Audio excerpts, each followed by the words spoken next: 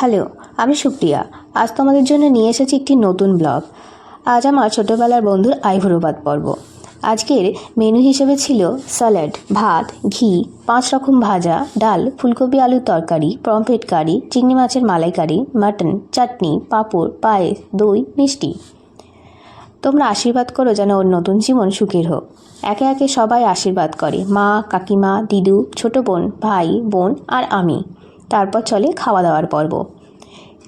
এই নতুন ব্লগটি যদি তোমাদের ভালো লেগে থাকে তাহলে অবশ্যই লাইক, শেয়ার এবং সাবস্ক্রাইব করে দিও। আর অবশ্যই কমেন্ট করে জানাও এই ব্লগটি কেমন লাগলো আর তোমাদের এই পদের মধ্যে কোনটি প্রিয়। ডেকোরেশন কিন্তু আমি, বোন এবং কাকিমা করেছি। অবশ্যই জানিও। আর স্যালাডটা আমি সাজিয়েছি। জানি কেমন হলো। দেখা হচ্ছে নেক্সট ব্লগে। Bye bye.